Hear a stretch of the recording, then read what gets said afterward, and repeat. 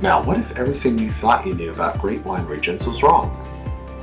Today, I got a chance to talk to Randy Caparoso, a sommelier, restaurateur, photographer, and author of Lodi, the Definitive Guide.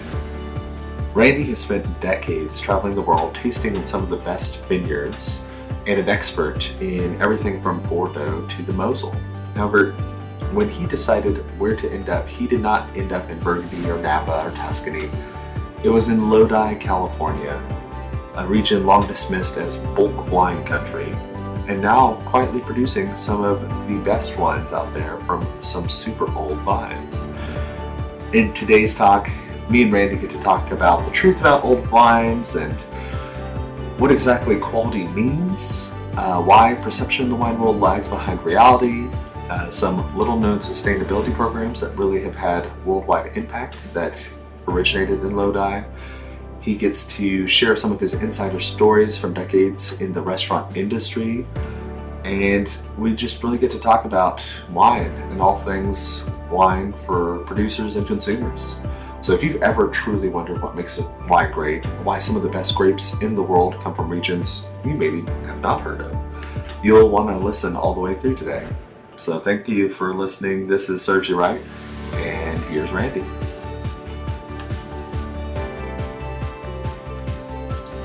Hello. Hey, Randy. How's it going? Hey, actually, I'm doing great, Andrew. Yeah. Well, thanks for having me. Yeah, thanks for coming on short notice. I appreciate it. So, yeah, so you're staying in Lodi, I guess. Yes, that's what I'm going to do. Cool. So, you know, I, I do a lot of work with the Psalm Journal, Yeah. and so I've more than quadrupled that work just over the past, 2, 3 weeks. So I thought I might as well, you know, and I love New Mexico, and a month ago I was thinking I was going to be moving there, Hmm. and I love the idea. I love New Mexico, but but I thought maybe I should stick around where Where the vines are growing. in the Yeah. I mean, where there's actual wine made. Well, I uh, mean, obviously Texas has wine too, sure, sure. Yeah, I mean, New Mexico has Gruet, so they've got the sparkling wines and they've got some stuff. And, you know, well, the thing about New Mexico is they have a long history with winemaking, but if you actually go to one of their vineyards, the average size of a vineyard is like less than an acre.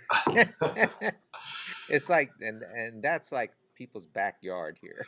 yeah, yeah. I mean, So it's different. so I was from Santa Fe, and well, most recently, I grew up in Texas, but I spent a lot of time in Santa Fe when I was of legal drinking age, and they don't grow a lot of wine there. They drink a lot of wine, so Yeah. yeah, Well, they actually make a lot of wine, but most of the grapes that they use come from the California. ship them in, yeah, for sure. Yeah, yeah. It's big business for California growers to ship grapes across the country and all the states where, people want to have wineries. They want to have a little estate, and in many cases they grow little grapes, but to be a business, they have to buy grapes from California. Yeah, for sure. um, well, before we spend a whole hour talking about New Mexico, I think it might be helpful for people listening. I'm going to hold this up because I just wanted to show you. I still have a gift from you. It's a book, Lodi: The Okay, Definitive great. Guide and History of America's Largest Wine Growing Region by Randy Caparoso. So, how did you get to be tied up in the world of Lodi? I think that's kind of a cool way to sort of understand your Well, history. it really is cool, but so you're in the restaurant business, and and I was in the restaurant business for 28 years. As I worked full time as a sommelier between 78 and 88, and then went into management, and then you get into I was a part owner, and ended up opening restaurants from Hawaii to New York, and so I had quite a career and expended a lot of energy and travel. Got the chance to travel around the world because of that. You know, just the sheer size of it, and and so I used to go, for instance, to Germany, where I had two wines made for my restaurants every year. I'd go to Italy, where Riccardo Cottarella made our house wines. I Hmm. mean, literally wines that we sold for $7 a glass, and he was a famous winemaker, and he made a couple of them, a white and a red. And I had wines made in Southwest France, uh, um, and because I wanted what I call a rustique, and it was a blend of old vine Carignan with younger grapevines, Merlot, Cabernet Sauvignon. And so it was a nice blend. It was a nice in betweener because there was a little of that Southwest French rusticity. Hmm. This is when in the Saint Chenian area, by the way, and so I did. With a little sleek modern qualities, and it went great with our cuisine, Hmm. which was kind of Mediterranean in a sense, although it was also Asian and French. So I know I'm taking a long time to tell this story, the first but the first time I visited Lodi back in 2002 at the invitation at the then executive director of the Lodi Wine Grape Commission, the organization of grape growers. There are over 700 of them, and this is the largest wine growing region in United States, not just California, obviously. But yeah, a lot of the vineyards struck me as being very reminiscent of what I had been seeing in Southwest France. And so Southwest France is interesting because it does have a lot of, old vine plantings. And if you're a Kermit Lynch fan, for instance, you might be buying some of those wines made from vineyards that are over 50 or over 100 years old from France. And but it's also a mix of modern day plantings, which are on trellises, things that have been planted since the 1970s, 80s, and 90s. So it's that whole mix. But it was not just the physical presence of those type of vineyards, but also the climate is very Mediterranean. Hmm. And because what a lot of people don't realize when it comes to old vines, you see more old vines over 50 or 100 years old in places where it's very healthy environment for growing grapes, and that's what's required for grapevines to last so long and be very productive. You need great soil, deep root penetration, pretty much a Mediterranean climate because grapevines, Vitis vinifera, originated in the Mediterranean region, so they're kind of at home Hmm. in that kind of climate. And that was Lodi, and it really impressed me. And even though it's a region where and still, but back then especially, it was where the gallows and the big corporations went to get the cheap grapes to make the wines that you see plastered all over grocery stores and drugstores and things like that. The inexpensive wines, even though Lodi was that kind of region, which, by the way, which is what Napa and Sonoma used served that purpose back in the 50s, 60s, and 70s. That Gallo used to take more than half the grapes in Napa Valley up until the 1970s. And a lot of people just don't realize that. But Napa doesn't they really did that broadcast because that. Yeah.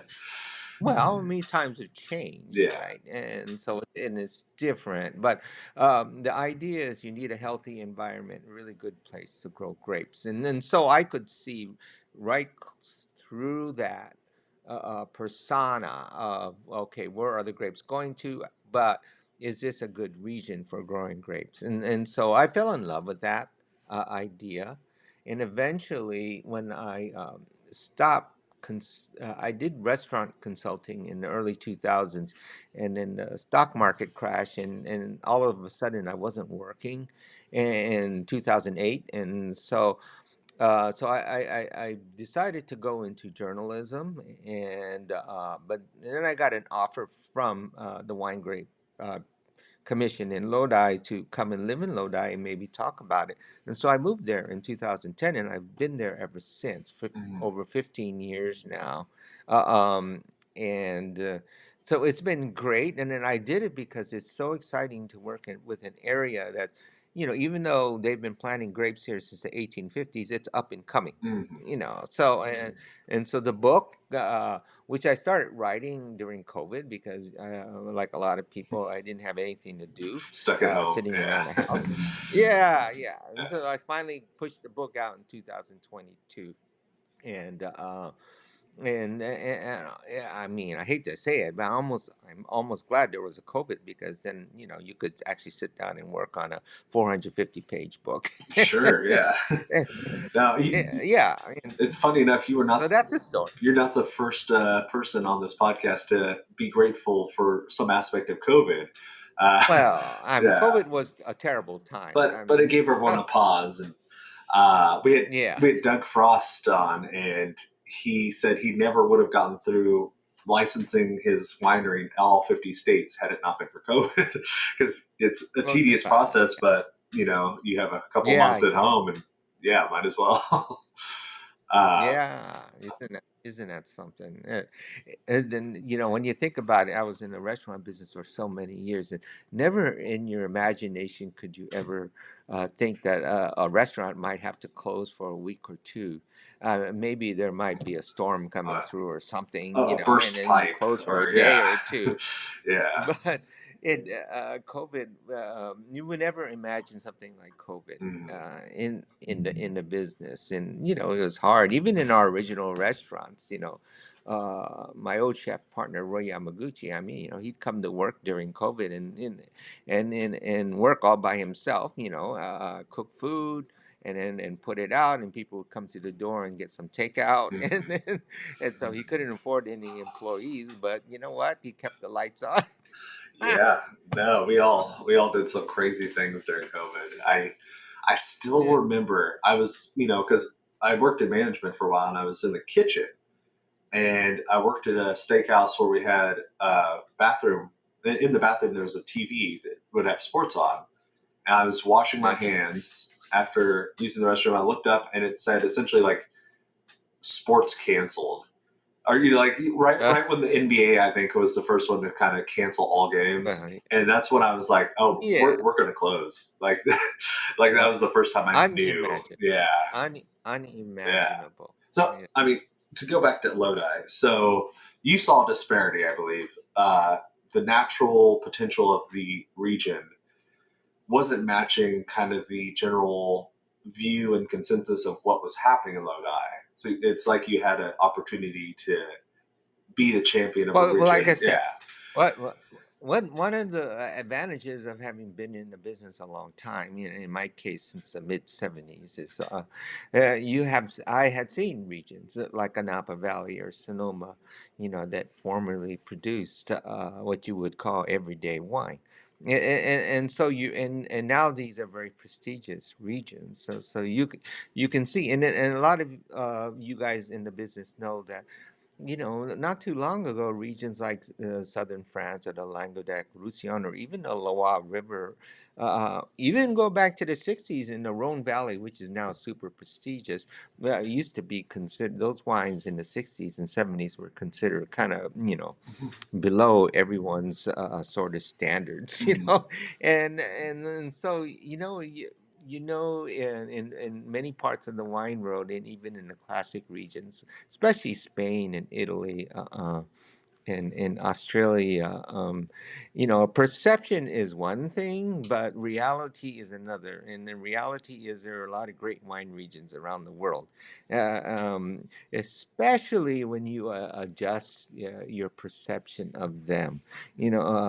So a lot of people think, Pinot Noir. Well, only Burgundy makes great Pinot Noir, but now we know obviously that's not true. Yeah. There are many regions that produce Pinot Noir, Yes. and they produce great ones. They're not the same as Burgundy. Mhm. Only So Burgundy it's makes all great a Burgundy. Yeah. right, but Yeah.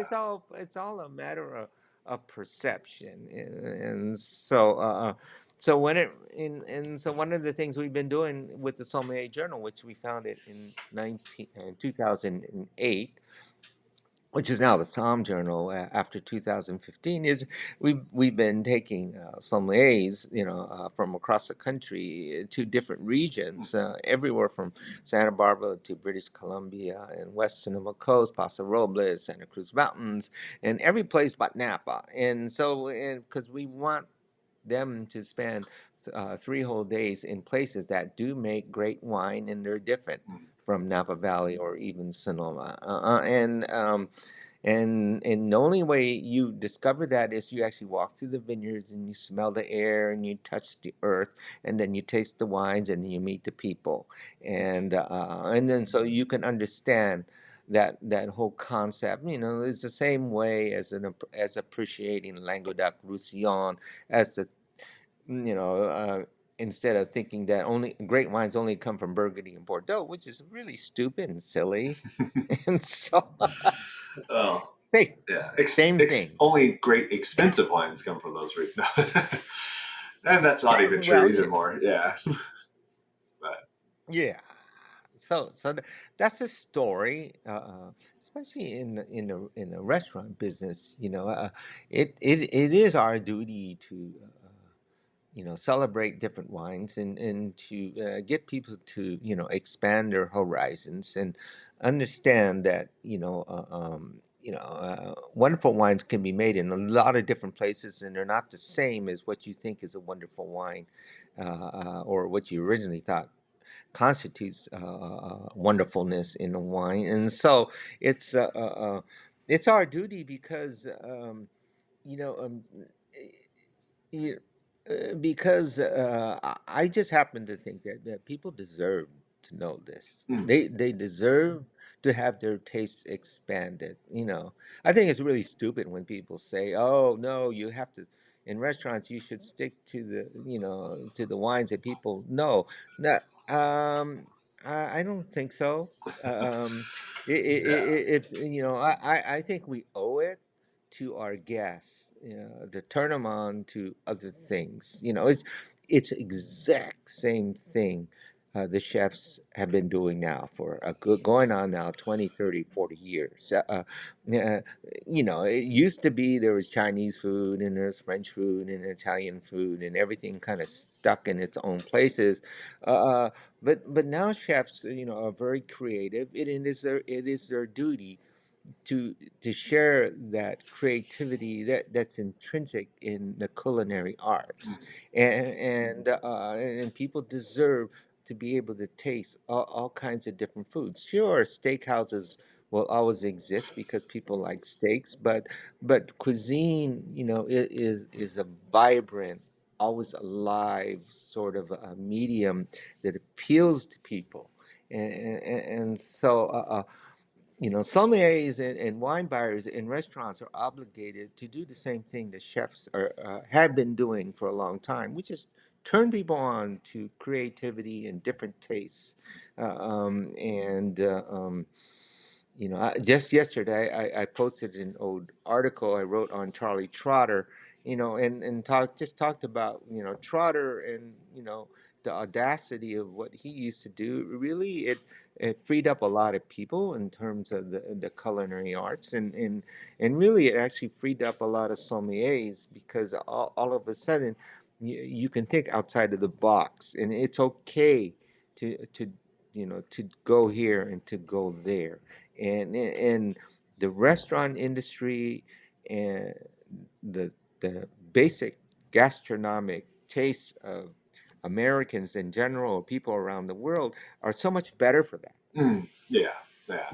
No, and as I'm listening to you kind of talk through that too, I'm thinking we can push the envelope without, going out of left field. It's we're not recommending skin fermented like indigenous varieties from Canary Islands. No, it's the guest likes Cab No, look, Sauv, and yeah, honestly, I don't think anything wrong with even those type of bold and brazen and unusual yeah, wines, if it's good. If mhm, it's good, of yeah, course, and if it's good and interesting, and if it serves, in my mind, it has to serve a culinary purpose, and it mm, has to serve.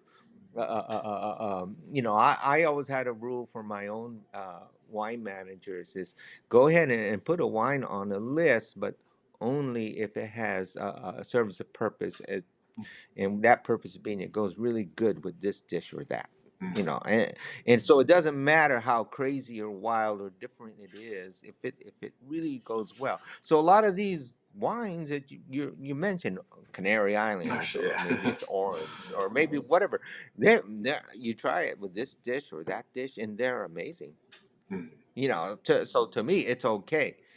Now, if you're in a restaurant that doesn't have those type of that type of cuisine, or that type of chef at work, no, you stick to the wines that go good with mm, your chef's dishes and your menu, and that's the important thing.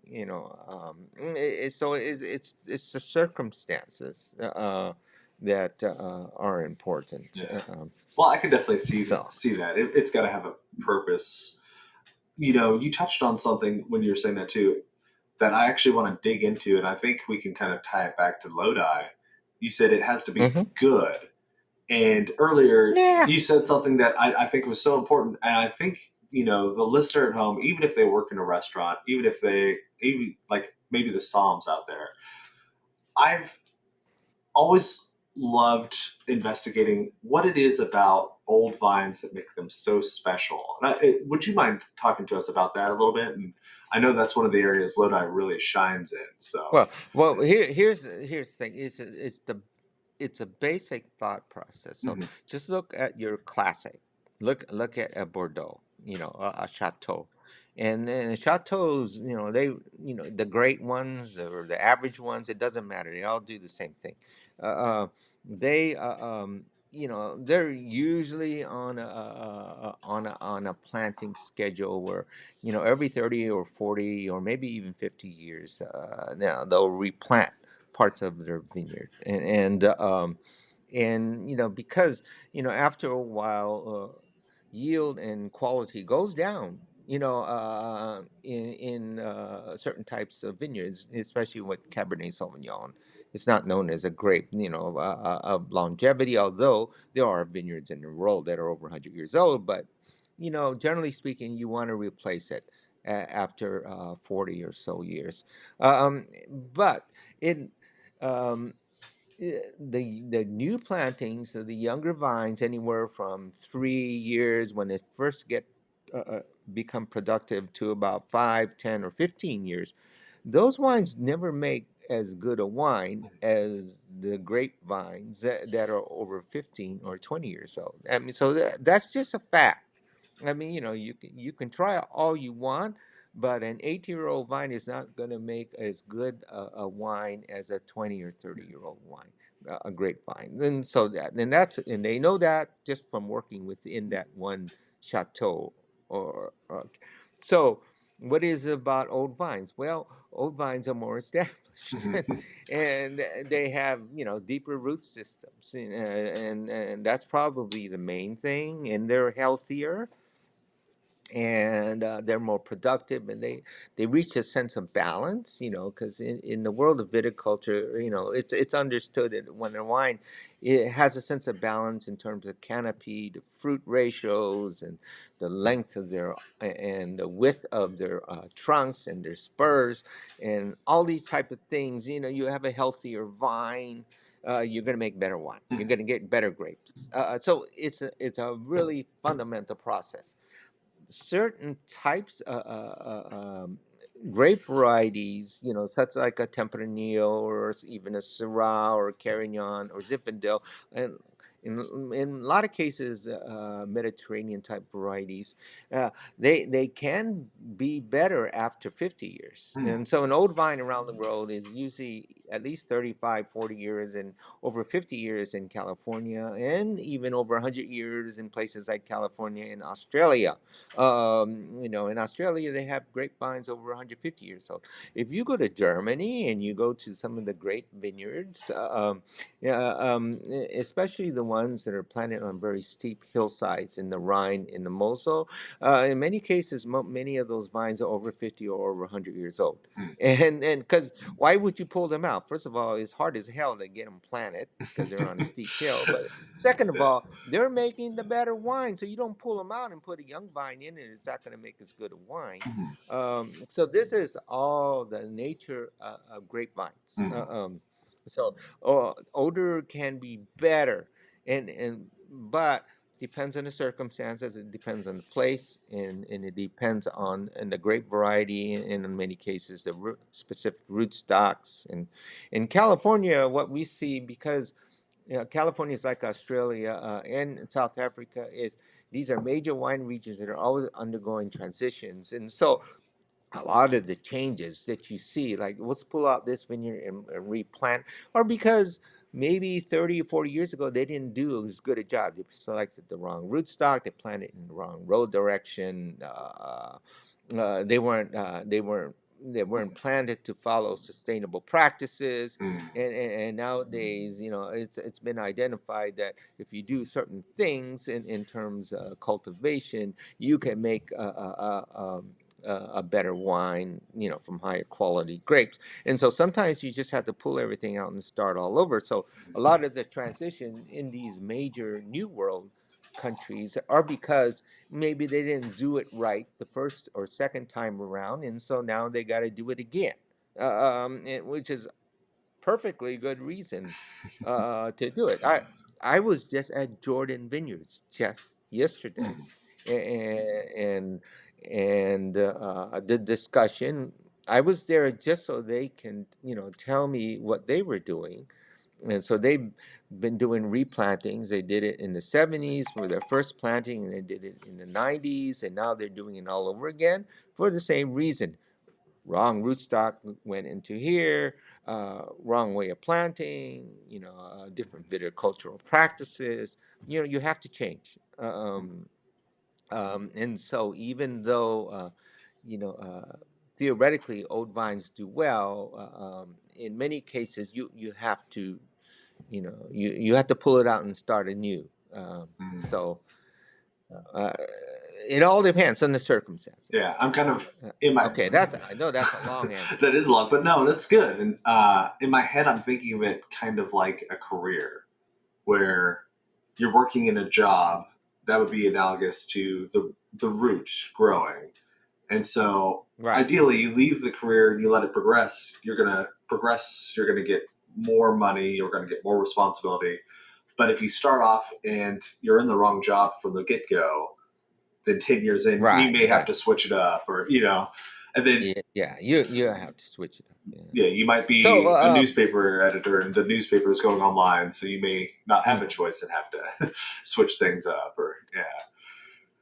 Now, folks should keep in mind that in most cases, old vineyards, and not all, but in most cases, it's usually circumstances where grapevines are head trained, so they're basically grown like little bushes, Mm, and so you have spurs growing up from the top of a grapevine. It's usually just 2 or 3 feet high, and then and so and those type of situations where you're not training the vine to be on a trellis. It's a more natural way of growing it. It replicates more of the natural growth of a grapevine if it was growing wild. Now, if it's growing wild, it would, just go crazy with, and spurs and canes would just climb all over the place because it's a vine. mm, That's why they call it vine, grapevines.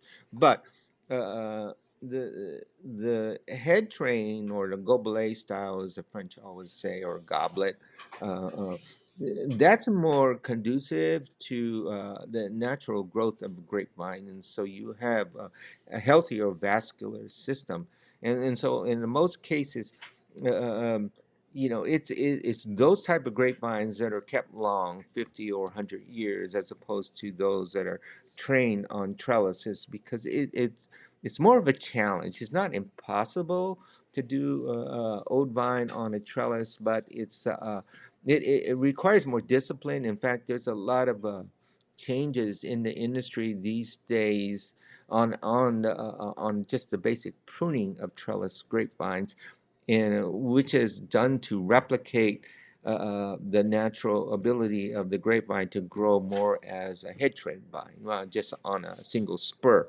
Uh, Mhm. uh, uh, so, because the name of the game is how healthy can you keep the grapevine? Because if it's not healthy, of course, it's going to be prone to diseases, and so it will die or it will start to fail in terms of yield and quality of the grape. Uh, uh, so those are the circumstances of old vine viticulture, and so I think many of us in the business are so much more fascinated in that because those wines ultimately to us what matters is what you get in the bottle, right? Mhm. And to have a really good wine, you want it to taste like the terroir or the region. You want a Burgundy to taste like a Burgundy. You want a Musigny to taste like a Musigny. You want Chambertin to taste like Chambertin. Same as Lafitte or Margaux. It doesn't matter. Steinberger, Villain Saulnier. You want it to taste like that vineyard. You have a higher percentage chance of producing a wine that is reflection of its terroir with an older vine. And so Got in a sense, it makes a higher quality wine. it. Mhm. Yeah, it goes back to the old Bordeaux idea. Yeah, the better grapes come from the older vines within the chateau. I mean, you have a higher percentage chance of making a better wine when it's older, and so that's important to us in the business because we want our wine to be as good as possible. Mhm. And so many of the great estates from around the world that we're familiar with are in fact heavily planted with older grapevines, within the estate. Uh, um, Yeah. so that's and that's all part of our business, right? Our business is a matter of choosing and offering the best wine possible. It really is that simple. Yeah, and it's a mark that's unfalsifiable. The attention to a region. Me and you can't start a winery tomorrow and have 50-year-old vines. We can plant the vines and we have to wait for 50 years of Right. care and attention to Well, get yeah. there. Well, don't get me wrong. Sight is important. Yeah. So yeah. I mean, there are many instances, many instances that you can't too many to count. Where a brand new estate in a brand new region. From young vines are making great wines because it's a great place to grow grapes. So terroir and the site is important Yeah. too. But there's that excitement, I'm just at the beginning. It's like, let's just wait and see what this is going to be like. Because if it's good now, give it 30 years, I'm sure right. it'll be even better. Exactly. So then you get all the circumstances, all the circumstances having to do with, how the vineyards are actually, planted and I mean, because there's in Napa Valley, no question, the best wines are coming from vineyards that are pretty new. I mean, the average age of a grapevine in Napa Valley is 18, 90, 19 years old. They're not old. There are old vines in Napa. There's some old vines in Fidel, and there are some Cabernets that are over 40, 50, blocks of Cabernet over 40 or 50 years old. But by and large, the average age of a grapevine in Napa is 15, 17, 18 years old. And obviously Napa Valley makes perfectly great wine. Oh, sure, sure. So Yeah, I guess yeah. in their So case, but is that an economic consideration? Just the higher productivity of younger vines? Or- Exactly. Yeah. It has a lot to do with it. And when you're in a high cost place, yeah. I mean, grapevines are known for low yield, like 1, 2, or 3 tons an acre. Yeah, if you got that in the Napa Valley and it costs 10 times more than plant anywhere else in the country, well, yeah. I mean, it's pretty stupid. So Yeah. you better you're better working with the younger vines with modern day technology in terms of the viticulture, and so yeah, you're better off because then you have to meet your costs. Hmm. If you want to continue making It's wine bad next in year, too. Yeah. yeah, and so but Napa is interesting because, like I said, a lot of the old vine viticultural thoughts are now being implemented in Napa Valley too. Mm. They're thinking, okay, how can we prolong the life of our vineyards? And so let's how can we adjust, what we have out there in the field so we don't have to pull it out. So there's a lot of work going on there, but at the same time, there's a lot of work where they're saying that, okay, these are grapevines that we planted in the 1980s or 1990s.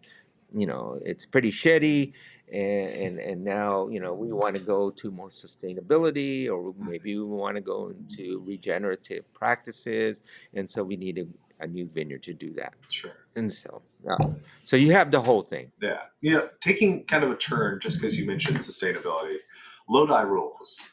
I think this is such a big area, and it's somewhere that Lodi has had so much influence on the rest of the wine world. Can you tell us a little bit about Right. Lodi rules and just Right. what Well, they're see, doing over there? Yeah. Well, sustainable practices, major grape growers and wineries started implementing those type of practices. Now, probably, I think, back in the 1980s. That's when they started thinking, okay, because in the 70s, everything was still new. I mean, you're just happy to have a grape, and but in 1980s, they started thinking that, okay, we should do things in the way that have less environmental impact. That's kind of important, but also impact on the people who actually work in the vineyards, etc. And so this type of back and forth has been going on in agriculture for a long time. Especially in from the late 1800s, early 1900s, when chemicals started to be introduced into agriculture. And so these discussions have been going back a long time. So that's how biodynamics started. As a direct response to huge usage of chemicals, to control pests, as well as fertilizers. And people were perceiving that this was doing harm to vineyards or to any farmland. Sure. And Biodynamic is a so, pretty so they intense started. response, but yeah. Yeah. No, exactly. It's a very specific one, based in a lot of ways on some very old ways of doing things, but in spiritual ways, by the way. But oh, I forgot to turn that on. In So what happened was, when the Lodi Wine Grape Commission started up in 1991. That was the first project, really. Just about the first project was integrated pest management, as they called it, and which is, and a lot of it was being studied in terms of sustainability. How can we control pests and minimize usage of chemicals and all that kind of stuff. And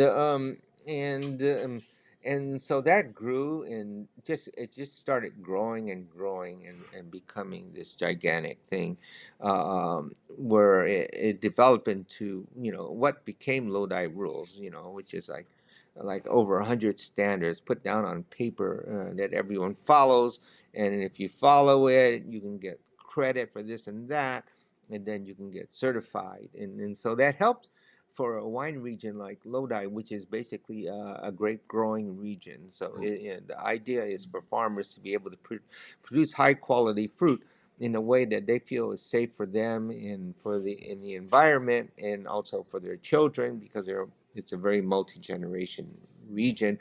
But it also appeals to the wineries because they want higher quality grapes, and they want and they want guarantees. And so all that Lodi rules stuff started to guarantee it. And so that was what was different about Lodi rules compared to other sustainable movements. They formalized it, and they put it together in a book, Mm. and the size of a telephone book. And now it's all on computers, so no one has to walk around with a telephone book. But I got to see one of it's those when you had me out at Lodi, so yeah. yeah. Yeah, and the government supported it. because it's a uh, it has to do with people and business as and not just the product that you're selling, in this case grapes or grapevines. um, and so it's that became the huge influence on the industry, and so most of the industry now follows sustainable practices. Mhm.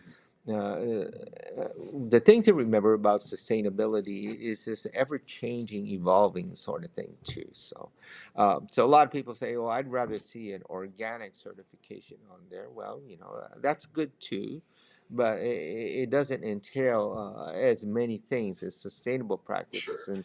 and a lot of the organic practices or requirements are also in the sustainable practices. Now the whole thing is about regenerative, so a lot of people are going towards that, and a lot of the things people are doing today, weren't being done 10, 15, 20 years ago, because all these things are constantly evolving, and it's becoming more important to the consumer, especially younger consumers, because you're very conscious of the environment, and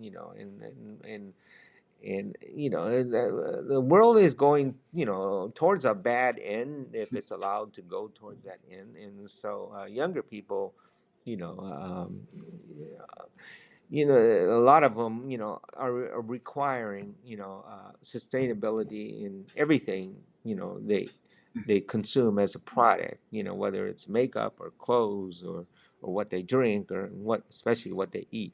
They want this they want things to be at least certified this or that.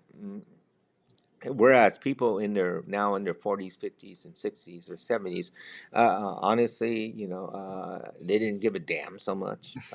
But Yeah. all they care about is what's in, what you're getting. Yeah. You know, they don't care how the dress is made. They just want a nice dress, and the same thing for wine. But things are changing Yeah. a lot, which is probably good, because, like I said, look at Texas. I mean, Jesus Christ. But everywhere, Oh yeah. everywhere you go. No, I mean I'm from fires in Hawaii. California, and yeah, no. Yeah. And so yeah. I mean, these things are important, And so there you go. So it should lap up into the wine world, and it has been slowly but surely. It become more important. And so Lodi played a big role, to summarize, only because it formalized a lot of those practices. They put it in a book. You know, so just like my book about Lodi, yeah. A lot of people have known about Lodi for a long time, but now it's in a book. So It exists for real, yeah. yeah, Now, and just to double click a little on that difference between organic and sustainable, if I remember correctly, organic won't encompass things like water usage or like labor practices, but I feel like Lodi rules did have some nods at least to those directions. Well, exactly. Try to Yeah. be more encompassing, because if you go look up sustainability, in any place, sustainability, the word is very broad, Mhm. but it basically does mean you want to sustain something, whether it's people or a place, or and so it has to entail more things than just the agricultural practice, and so, because it's a wide thing, like biodynamic. Obviously they're concerned with the existence of a farm within a universe, and so that's why it's they follow stars and It's horn manure and all the weird things, tides, things yes. like that. Yeah, and spiritual sort of concerns, because it's biodynamic, Yeah. it's different, so regenerative, in a sense, that's the new word that's coming out, and it is sort of kind of crosses a lot of areas, and that's kind of similar in thought process to sustainability. But the whole idea is, yeah, you want to generate anew, and so a lot of the practices are focused on that. It's So a lot of practices, but they're all good if you really want to know. And here in Lodi, we have farmers because you're selling grapes commercially. So we have farmers that will do biodynamic. They'll do or certified organic. They'll do certified uh, um, um, sustainable, and also introduce a lot of the new regenerative ideas because their clients, which are the wineries, one might be interested more in organic, one might be interested more in sustainable, or one might require biodynamic. And so we have all that going on in a place like this, and really you're seeing that up and down the entire coast, Mhm. west coast, No, of that. that was one of the cooler things in Lodi. You can actually see different different plots that are marked, no pesticides. This is organic. Like you see that in certain vineyards, making sure that the Right. workers don't accidentally mess up and spray things. So it's definitely spreading. Yeah. Yeah. Well, generally, people speaking, in agriculture, there's, people have been moving away from pesticides or chemicals, for quite some time Mhm. now. So, if anything, there's a lot of approved, you know, artificial ways of controlling pests or disease pressures Mhm. that are approved Yeah. by the National Organic Association, which comes out of Washington. So, I mean, you can go to the store and you can buy a spray and it says it's organic. It's obviously it's a chemical type of spray, but it's a chemical made from natural products, I guess. So therefore, it's organic, Yeah. and so that's where you see a lot of divisions in different practices. It's because a lot of people, they draw the line at a lot of the approved. Applications that are approved in organic practices, and so that's why they're gone on to either sustainability or Mhm. maybe even biodynamic or regenerative, or they kind of come up with their own ideas, and how they want to do it, and so, um, but it's all good in the end, right? It's all conversation. Yeah. Um, Yeah. Sustainability, the push for organic, this has been a big change, I think, from the start of your career. Are there other major milestones or things that have changed that you've noticed, good or bad? Start to end? Uh, Oh yeah, well, yeah. No, wine. People are very spoiled these days. Wine, from all around the world is so much better, uh, um, you know, um, than it was before. Quality is higher. Winemaking technology is so much more superior, and it gets better every year. And so in terms of viticultural practice, and so not just in the United States, but also all around the world. So which is great. It's great for the consumer. Uh, however, I think there are still a lot of backwards things that we're kind of stuck with, and a lot of it is the way wine is sold or marketed. Or understood or appreciated. We still live with a lot of backwards ideas. I mean, and which is like, Yeah, the hangover of so you could take something prohibition. very Yeah.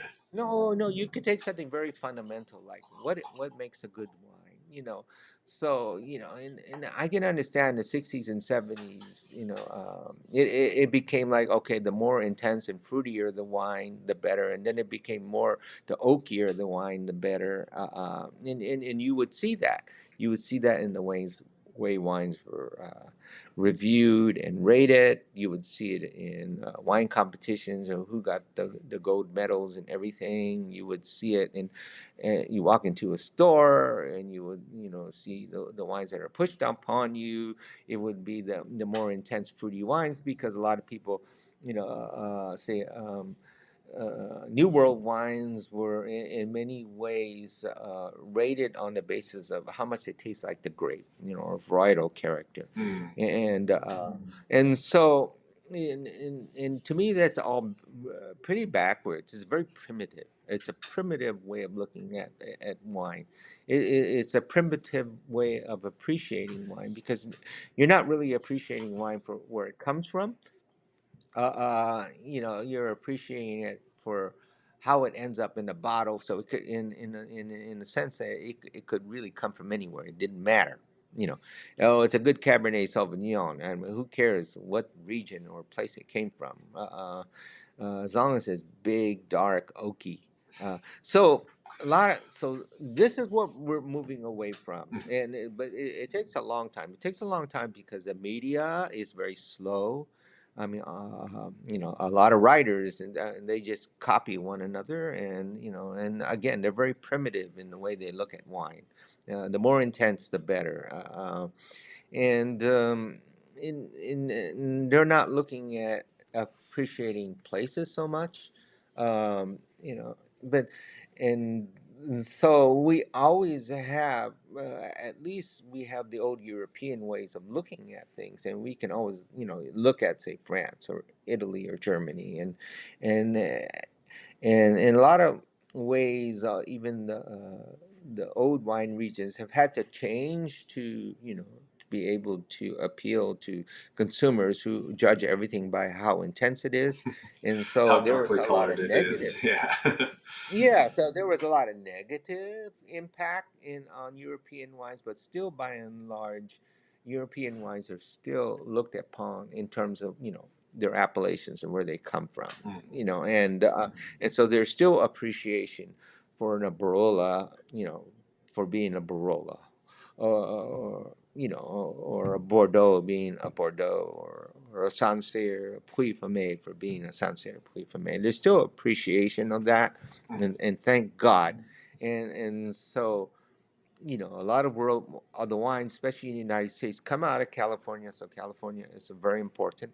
Over 60% of all wine consumed in the United States, and that includes all imports, are from California. So this Gosh. state is kind of important You forget on how the big that impact. number is. Yeah. Yeah, yeah. Well, yeah. So on the you know the impact is huge, and so California is evolving as we speak.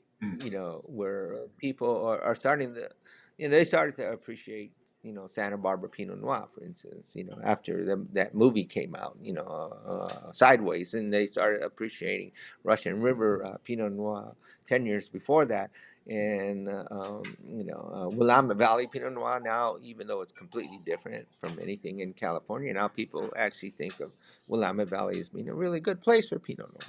And so all these things are changing. It doesn't happen overnight, so standards have to change and how people perceive what is a good wine. They have to appreciate more where it comes from and the uniqueness of that, and but they also have to appreciate things on a sensory level. Now, bigger and heavier and darker is not always better. Sometimes it's more interesting to be lighter colored and lighter, and less oak, and you get more transparency, and you can taste more delineation, and you can taste more of a place, and all these kind of nice things. All these things take a long time to evolve because consumers, it's like food in a way. Consumers, maybe you like spaghetti and cheeseburgers all your life, but after a while people start to have more delineated tastes, it's slow in the wine industry, but it's coming along, and which is all good. And so that, to me, your original question is, what are the changes? So to me, that is the biggest and most important change.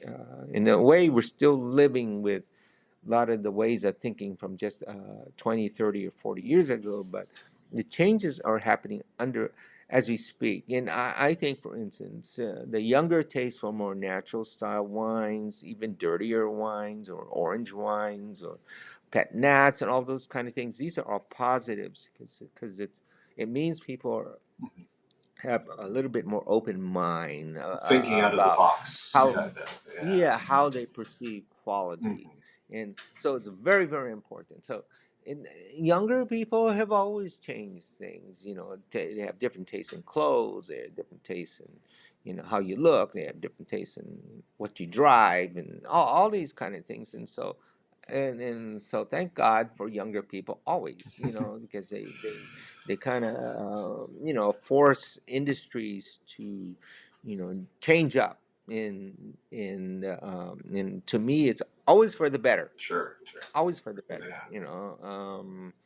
So in restaurants, yeah, yeah, changes a lot in restaurants. So Well, I'm wondering, you end with young people. I'm wondering how much of that, this is a cab, big, bold, came as a young person rejection of the European model of wines have to come from a place. And then we have this counter movement now where we're going back to that. We need the terroir, we need the location. And now right, we're going to have these it's pet all nuts. And, connected to yeah. everything is connected to these concepts of Mhm. authenticity and being real, and being sustainable, and being connected to people and places. Everything is sort of coming together here. Mhm. Every generation's So going to mess it up and then put it back together again. yeah, yeah, Yeah. yeah. I would say older generations, they were okay with wine as just a product, Mhm. as a commercial product. They didn't care where it came from and how it's made, and so consequently, things became standardized. The Uh, Coca-Cola answer to the wine. Exactly. Coca-Cola answers to Chardonnay or Cabernet, and Zinfandels. All these wines made by formula, not made by what makes it better. And so older people were perfectly happy with that. And I'm not criticizing older people. I'm 69 years old, and by the way, today's my birthday. Hey, happy And birthday! so yeah, so I'm an older person, and so I'm not going to criticize myself because we had different ways of looking at things. But like I said, in many cases, in terms of the products that we consume, not just wine, everything, we have young people to thank for pulling us kicking and screaming in different directions. Yeah, and so yeah, so I appreciate that. When it doesn't matter if you're 21 years old or 35 or 45. If you're talking about wine, I'm listening because I want to know, what it is that's interesting you. So, and it's everyone's taste is valid, of course. Everyone's taste, and so yeah, I understand people who like fake wines. You know, what can I say? uh, God bless you. It's not interesting to me, but yeah. Someone else drinking wine.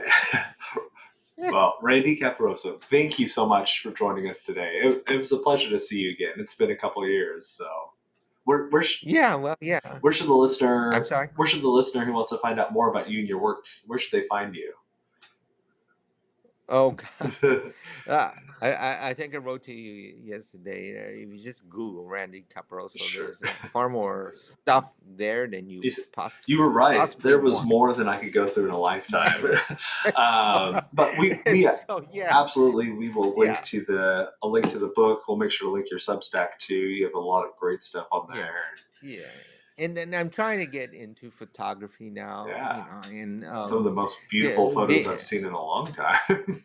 yeah, Yeah. well, I feel like it's a big part of me that it took me years to actually realize it. Mm, People had to point it out to you. Oh, your photos are really good. I was saying, yeah, yeah, yeah. Because I would just take photos to go with the articles. mm. And so, but now I'm starting to pay attention to that. So Randy Caparoso photography now. I now even have a page where you can look at it. You can even envision some of my pieces on the wall like it was artwork, which is fine. To me, it's like art because there's feeling.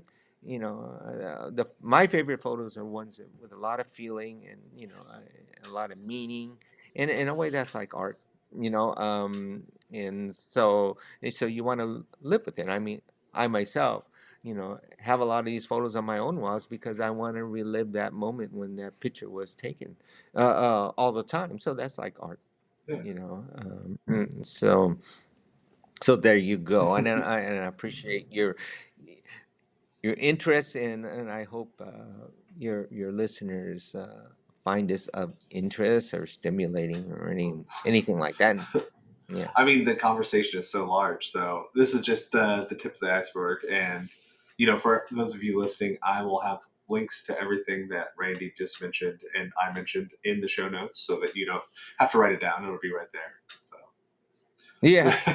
Oh, by the way, uh, don't forget I have three Substack pages. One three. on photography, one that is kind of like op-eds. Just a lot of these philosophical ideas, and a lot of it. And then I have one just on culinary approach to wine.